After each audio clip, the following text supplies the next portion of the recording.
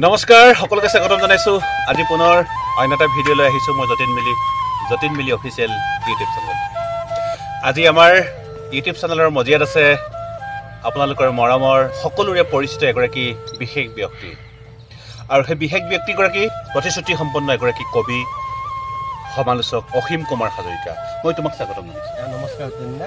উঠি অহা প্ৰজন্মৰ কাৰণে বিশেষকৈ যিসকল ছাত্ৰ ছাত্ৰী বৰ্তমান কলেজ পৰ্যায়ত আছে বা হাইস্কুল পৰ্যায়ত আছে সেই ছাত্ৰ ছাত্ৰীসকলৰ কাৰণে গ্ৰন্থৰ উপকাৰিতা সম্পৰ্কে কি ক'বা? আচলতে গ্ৰন্থই মানুহৰ জীৱনত খুব এক ইতিবাচক আৰু গুৰুত্বপূৰ্ণ ভূমিকা পালন কৰে। আৰু আজৰি সময়ত আচলতে আমি যেতিয়া সৰু আছিলোঁ আমাৰ লগৰী আছিলে কেৱল কিতাপ, কাৰণ কিতাপ পঢ়ি আমাৰ চিন্তন সৃজনত কিতাপে খুব এক গুৰুত্বপূৰ্ণ ভূমিকা পালন কৰিছিলে। আৰু এতিয়া আমি কি হৈছে, এতিয়া আমি দেখিছোঁ যে আজিকালি আগতে আমি যেনেকৈ এখন আলোচনী পঢ়িছিলোঁ, মৌচাকেই হওক, আপুনি সফুৰাৰ নাম ল'ব পাৰে বা নতুন আৱিষ্কাৰৰ নাম ল'ব পাৰে, ৰংমেলাৰ নাম ল'ব পাৰে, তেনেকুৱা ধৰণৰ আলোচনীসমূহত আমি পঢ়াৰ লগতে লিখিবলৈ আমি এটা মঞ্চ বা আমি প্লেটফৰ্ম লাভ কৰিছিলোঁ। আৰু আজিকালি কি হৈছে, গাঁৱে ভূঞে মোবাইল গেমৰ ল'ৰা ছোৱালীবিলাক অভ্যস্ত হৈছে, তেওঁলোকে কিতাপৰ সলনি মোবাইল গেমক তেওঁলোকে আঁকোৱালি লৈছে। আৰু মই ভাবোঁ এইটো আমাৰ বাবে, আমাৰ উঠি অহা অনুজ প্ৰজন্মৰ বাবে কোনো সুখবৰ নহয়। আৰু গতিকে এই গ্ৰন্থৰ প্ৰতি মই ভাবোঁ আমাৰ নতুন ছাত্ৰ ছাত্ৰীসকল আকৰ্ষিত হওক, কোনখন গ্ৰন্থ ভাল কোনখন গ্ৰন্থ বেয়া, এয়া আমাৰ অগ্ৰজ প্ৰজন্মই তেওঁলোকক এটা বাট দেখুৱাওক। আৰু যদি ছাত্ৰ ছাত্ৰীসকলে মোবাইল গেমৰ অভ্যস্ত হোৱাৰ সলনি গ্ৰন্থক তেওঁলোকে নিজৰ সংগী বুলি বিবেচনা কৰে, মই ভাবোঁ আমাৰ ভাষাটোৰ লগতে আমাৰ জাতীয় জীৱনো খুব সমৃদ্ধ হ'ব। প্ৰিয় বন্ধুসকল, আমি জানো গ্ৰন্থ হৈছে জ্ঞান আৰু বিজ্ঞানৰ মঞ্চ, আৰু গ্ৰন্থ হৈছে তমহাৰ পৰা পোহৰলৈ নিয়া এক মঞ্চ। মই ইয়াৰ পিছতে জানিব বিচাৰিম, সত্ৰীয় শাখা কবি সন্মিলনৰ দ্বিবাৰ্ষিক অধিৱেশনো আহি আছে, লগত গ্ৰন্থমেলা, একেলগে কেইবাটাও কাৰ্যসূচী তিয়কত হ'ব, কেনেকুৱা অনুভৱ তোমাৰ? আচলতে তিয়ক কবি সন্মিলনৰ আপোনাৰ দৰে মই খুব সক্ৰিয় সদস্য, আৰু মই ভাবোঁ তিয়কত এতিয়াও বৌদ্ধিক এটা খুব সুন্দৰ পৰিৱেশ বিৰাজমান হৈ আছে। আৰু আমি দেখিছোঁ তিয়ক কবি সন্মিলনৰ আমাৰ বিভিন্ন যিবিলাক সদস্য বা সদস্য আছে, তেওঁলোকৰ মাজতো কবিতাক ভাল পোৱা বা কবিতাৰ খুব চিৰিয়াছভাৱে কচৰত কৰা যথেষ্ট সংখ্যক ব্যক্তি আছে। এই গ্ৰন্থমেলাই হওক বা তিয়ক কবি সন্মিলনৰ অধিৱেশনেই হওক, এই অধিৱেশনে যাতে আমাৰ উঠি অহা তৰুণ প্ৰজন্মৰ কবিসকলৰ লগতে সাহিত্যক ভাল পোৱা, কবিতাক ভাল পোৱা এই সকলো মানুহকে আকৰ্ষিত কৰক। আৰু এই দুয়োটা অনুষ্ঠানৰ সাফল্যমণ্ডিতভাৱে যাতে তেওঁলোক সকলো কাৰ্যসূচী সমাপন হয়, মই তাৰ বাবে অলেখ অজস্ৰ শুভকামনা জ্ঞাপন কৰিছোঁ। মই ইয়াৰ পিছতে জানিব বিচাৰিম, ইতিমধ্যে আমি গম পাইছোঁ তোমাৰ এটা প্ৰজেক্ট চলি আছে, সমালোচনামূলক গ্ৰন্থ তুমি কাম কৰি আছা, আৰু তোমাৰ সেই সমালোচনামূলক গ্ৰন্থৰ কাম কিমান আগবাঢ়িছে অলপ ক'বা নেকি আমাৰ শ্ৰোতা দৰ্শকৰ? ধন্যবাদ যতীন দা। আচলতে মই মোৰ পাঠকক এই বিষয়ে এতিয়ালৈকে জনোৱা নাই। আপুনি যিহেতু মোৰ শুভাকাংক্ষী বা আপোনাৰ সময়ৰ লগত বা বিভিন্ন সময়ত সাহিত্য বা সমালোচনাত্মক গ্ৰন্থৰ বিষয়ে বহু কথা পাতিছোঁ, গতিকে আপুনি শুভাকাংক্ষী হিচাপে যিহেতু মোক প্ৰশ্নটো কৰিছে, মই উত্তৰটো দিব খুজিছোঁ। এই বৰ্ষত মোৰ জীৱনৰ প্ৰথমখন অসমীয়া ভাষাৰ সমালোচনাত্মক গ্ৰন্থ প্ৰকাশ হ'ব। মই এতিয়াই নামটো ক'ব খোজা নাই, গ্ৰন্থখনৰ নাম পাঠকে অলপ ভাবি থাকক যে অসীম কুমাৰ হাজৰিকা গ্ৰন্থখনৰ নামটো কি হ'ব। অসমৰ খুব এটা আশাৰে প্ৰকাশনে মোৰ গ্ৰন্থখন প্ৰকাশ কৰিব। আৰু এই গ্ৰন্থখনত মোৰ যিবিলাক মই সূচীত মোৰ বিষয় অন্তৰ্ভুক্ত কৰিছোঁ, এই বিষয়সমূহ হৈছে বিগত সময়ছোৱাত অসমৰ সাহিত্যৰ বাবে যিসকল প্ৰথিতযশা কবি বা সাহিত্যিক বা ঔপন্যাসিকে খুব ভাল কাম কৰি আছে, আৰু তাৰ লগতে কেতিয়াবা এনেকুৱা হয় যিবিলাক কবি সাহিত্যিকক আমাৰ সমালোচকে বা আমাৰ পাঠকে হয়তো এতিয়াও ভালদৰে ঢুকি পাব পৰা নাই, বা তেওঁলোকৰ সাহিত্য যাত্ৰাৰ বিষয়ে এতিয়াও ভালদৰে আলোকিত হোৱা নাই বা অৱলোকন কৰা নাই, তেনেকুৱা ধৰণৰ কেইজনমান মই লেখককো মোৰ সূচীত অন্তৰ্ভুক্ত কৰিছোঁ। আৰু তিয়কৰ কবিসকলৰ বিষয়েও মই আলোকপাত কৰিছোঁ। আৰু বিশেষকৈ মই কৈছোঁ যে মোৰ গ্ৰন্থখনত দেৱজিৎ হাজৰিকা বা যতীন মিলিৰ কাব্যযাত্ৰাৰ যিটো বৈভৱ, তাৰ ওপৰতো মোৰ এটা সমালোচনাত্মক লেখা থাকিব।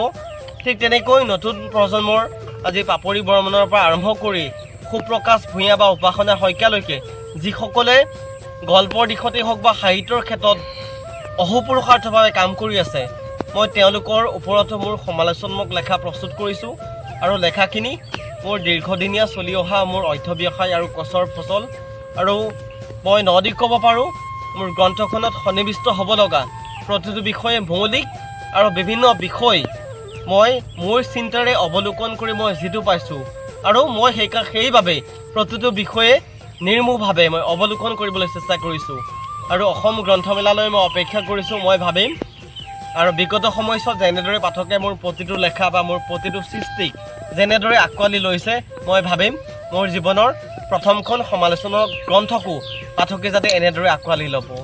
আমিও যিসকল শ্ৰোতা দৰ্শকে চাই আছে আপোনালোকক বিনম্ৰ অনুৰোধ আমাৰ আহিব লগা সমালোচনামূলক গ্ৰন্থ অসীম কুমাৰ হাজৰিকাৰ সেই গ্ৰন্থখন আপোনালোকে আদৰি ল'ব আৰু সমাদৃত হ'ব পাঠক সমাজৰ মাজত আমি আশা কৰিছোঁ।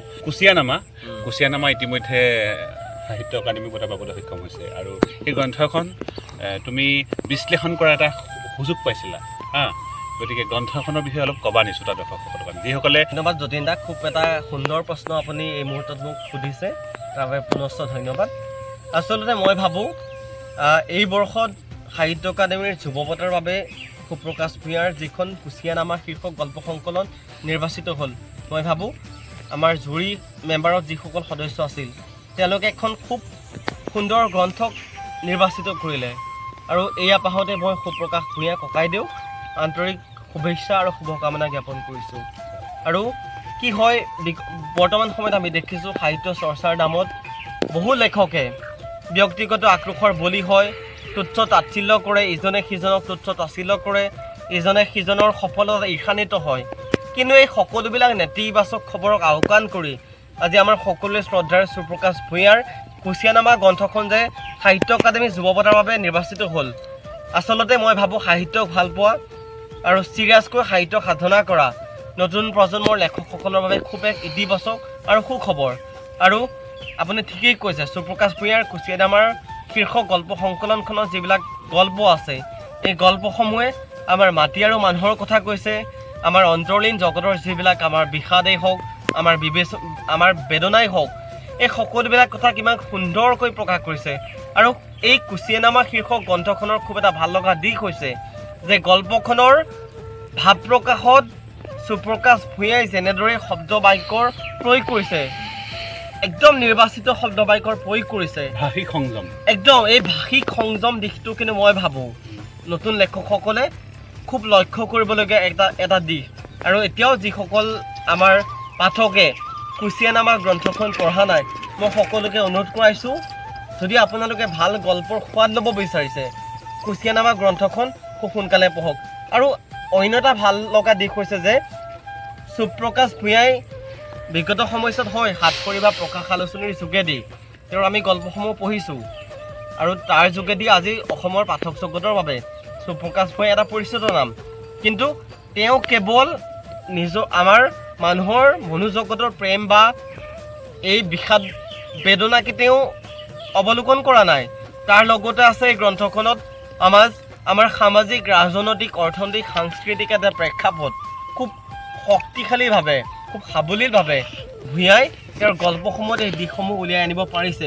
মই ভাবোঁ যাৰ বাবে খুব এটা আমাৰ বাবে, মই কৈছোঁ যে আমাৰ বাবে খুব এটা বিচিত খবৰ।